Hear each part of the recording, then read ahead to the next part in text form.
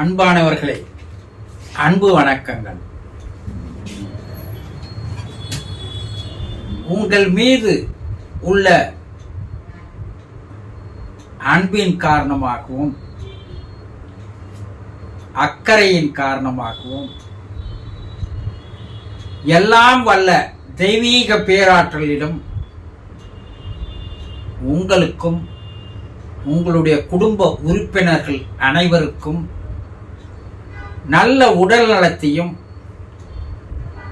நல்ல மன நலத்தையும் நல்ல வாழ்க்கை வளத்தையும் நீண்ட ஆயுளையும் நிறைந்த மெஞ்ஞானத்தையும் அருள வேண்டும் என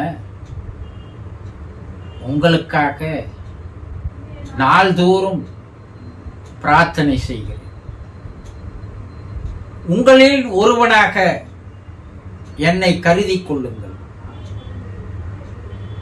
இந்த சேனலை புதிதாக பார்ப்பவர்களாக இருந்தால் முதலில் சேனலை சப்ஸ்கிரைப் செய்து எனக்கு ஆதரவையும் ஊக்கத்தையும் உற்சாகத்தையும் தாருங்கள். இன்று நாம் என்ன பார்க்க போகிறோம் என்றால், ஒரு அன்பர் என் வீட்டில் இறந்து போன என்னுடைய தாயின் ஆன்மாவின் உருவத்தை என்னால் பார்க்க முடியுமா? வேறொருவர் இறந்து போன என்னுடைய தந்தையின் ஆன்மாவின் உருவத்தை என்னால் பார்க்க முடியுமா? இப்படி பல பேர் இறந்து போனவர்களுடைய ஆன்மாவை எங்களால் பார்க்க முடியுமா என்று கேள்விகள் கேட்டிருக்கிறார். நீங்கள் புரிந்து கொள்ள வேண்டிய விஷயங்கள் நிறைய இருக்கிறது. ஏனென்றால் நம்முடைய உடலில் இருக்கின்ற மனதை நம்மால் பார்க்க முடியுமா? அடுத்தவருடைய மனத்தை உங்களால் பார்க்க முடியுமா? உங்களுக்குள்ளே இருக்கின்ற உயிரியாவது உங்களால் பார்க்க முடியுமா? அடுத்தவர் உள்ளே இருக்கின்ற உயிரை பார்க்க முடியுமா? முடியாதல்லவா? மனத்தையும் உயிரையும் நம்மால் பார்க்க முடியாது. அந்த உயிர் தானே உடம்பை விட்டு வெளியே இருக்கிறது. அந்த உயிரைத்தான் ஆன்மா, ஆத்மா, ஆவி, ஜீவன் என்று பல பெயரை வைத்து அழைக்கிறோம். பெயர்கள் தான் வேறுபடுகிறதே தவிர எல்லாம் உயிரைத்தான் கூறுகிறோம். அப்ப அந்த உயிரை எப்படி நம்மால் பார்க்க முடியும்? கொஞ்சம் சொல்லுங்க. முடியாது. திருமூலர் என்ன சொல்றார்? உயிரினுடைய அளவை சொல்கிறார். ஒரு பசுவின் வாலில் இருக்கின்ற முடியை விரல் கட்டை அளவு எடுத்துக்கொண்டு அதை 100ஆக துண்டாக்குங்கள்.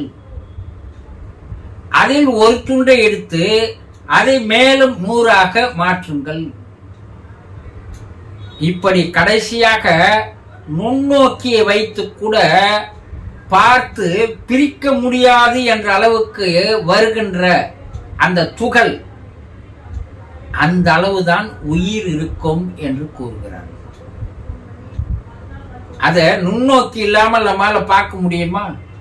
முடியாது. அது போல உங்க கண்களுக்கு நுண்ணோக்கியை போல ஒரு சக்தி இருந்தால்தான் அதை பார்க்க முடியும். ஏனென்றால் அந்த ஆன்மா மிக நுணுக்கமான ஒரு புள்ளி வடிவிலே அது தன்னை சுருக்கி கொள்கிறது. அது என்ன சொல்ற, மைக்ரோ புள்ளி அளவை விட ஒரு சிறு புள்ளி அளவாக அது மாறி விடுகிறது என்று விஞ்ஞானிகள் கூறுகிறார்கள். இல்லையா? அப்ப அந்த உருவம் ஆவி உலக ஆராய்ச்சியில் என்ன சொல்றாங்க, நம்முடைய தூள உடல் எப்படி இருக்கிறதோ அதே போல அந்த சூக்கம் உடலானது வெண்மை நிறமாக காணப்படுகிறது. இதே உருவம் தான். உங்க அப்பா அம்மாவனுடைய உருவம் எப்படி இருந்ததோ அதே உருவத்தில் தான் அந்த ஆவி உடலும் இருக்கிறது. என்று கூறுகிறார்கள். என்னென்ன, நம்ம இந்த பூமியில் வாழ்வது முப்பரிமாணம் என்று சொல்லக்கூடிய 3 டைமென்ஷன் என்று சொல்லக்கூடிய அளவுகோள்களில் நாம் வாழ்கிறோம். ஆனா அந்த உயிர் ஆன்மாவானது போய் வாழ்கின்ற இடமானது 10 டைமென்ஷனுக்கு மேல இருக்கக்கூடிய நிலையில் இருக்கின்ற இடத்தில் அவை இருக்கிறது. நம்மால 3 டைமென்ஷன் முக்கோண பரிமாணத்தில் நாம் இருக்கிறோம். நம்மால் எப்படி 10 விதமான டைமென்ஷன் இருக்கின்ற அந்த உலகில் இருக்கின்ற அந்த உருவத்தை நம்மால் எப்படி பார்க்க முடியும்? கொஞ்சம் சொல்லுங்க. ஆனா அந்த ஆன்மாவிற்கு பார்க்கின்ற சக்தி, கேட்கின்ற சக்தி, பேசுகின்ற சக்தி இருக்கிறது என்று ஆவி உலக ஆராய்ச்சிகள் கண்டுபிடிக்கப்பட்டிருக்கிறது. அவருக்கு அந்த சூக்கம் உடல், ஆவி உடலுக்கு பசி இருக்காது, தாகம் இருக்காது, உறக்கம் இருக்காது. மற்றபடி பார்க்கும், பேசும், ஒலிகளை கேட்கக்கூடிய செவித்திறனும் இருக்கிறது என்று கண்டுபிடித்திருக்கிறார்கள். அவங்க நம்மளை பார்க்கலாம். ஏன்னா 10 விதமான டைமென்ஷன் நிலையில அவங்க இருக்கிறாங்க. நம்ம 3 விதமான டைமென்ஷன் நிலையில இருக்கிறோம். அப்ப அவங்களால் நம்மை எளிதாக பூமியில் இருக்கின்ற மனிதர்களை, உயிரினங்களை அவர்களால் பார்க்கக்கூடிய அளவிற்கு அவர்களுடைய பார்வை சக்தியானது பல மடங்கு அதிகரிக்கப்பட்டிருக்கிறது. அப்போ அவர்களை நம்மால் பார்க்க முடியாது. ஆனா அவர்கள் நம்மை பார்க்கிறார்கள். நாம் பேசுவதை கேட்கிறார்கள். நம்முடைய நடவடிக்கைகளை, செயல்களை கண்காணித்து வருகிறார்கள். அனைத்து விதமான நடவடிக்கைகளையும் அவர்கள் கவனித்த வண்ணமாக இருக்கிறார்கள். அப்போ நாம் அவர்களை நினைத்து கொண்டிருந்தால், அவர்களை பற்றி பேசிக் கொண்டிருந்தால், அதையெல்லாம் கேட்கின்ற அவர்கள் மகிழ்ச்சி அடைகிறார்கள், ஆனந்தம் அடைகிறார்கள், சந்தோஷம் அடைகிறார்கள், இன்பம் அடைகிறார்கள். அதனால் அவர்களுடைய ஆன்மா சாந்தி அடைகிறது, அமைதி அடைகிறது. அவர்களை நாம் நினைத்த வண்ணம் இருப்பதையும் அவர்கள் புரிந்து கொள்கிறார்கள். நம்முடைய மன ஓட்டத்தை புரிந்து கொள்ளுகின்ற அளவிற்கு அவர்களுக்கு ஆற்றல் இருக்கிறது. நம்முடைய மன அலைகளை, நம்முடைய எண்ணங்களை, நம்முடைய நினைப்புகளை, நம்முடைய சிந்தனைகளை, நம்முடைய கற்பனைகளை எல்லாம் புரிந்து கொள்ளுகின்ற ஆற்றல் அவர்களுக்கு இருக்கிறது. நீங்கள் அவர்களை தவறாக நினைத்தாலும் தெரிந்து கொள்கிறார்கள். அவர்களை நல்ல விதமாக நினைத்தாலும் தெரிந்து கொள்கிறார்கள்.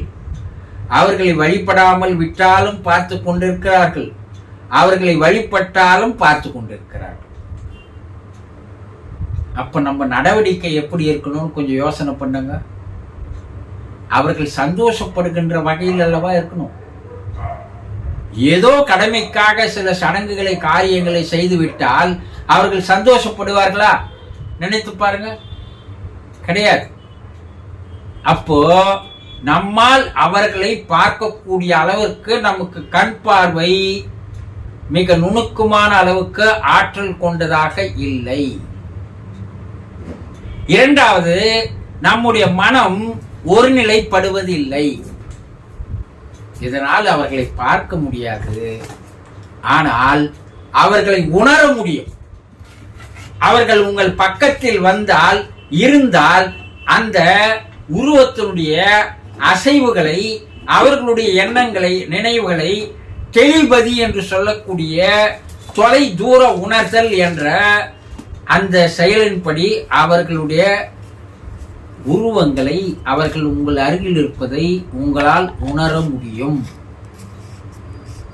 பார்க்க முடியாது, ஆனால் உணர முடியும். புரிந்து கொண்டீர்களா? சந்தோஷம்.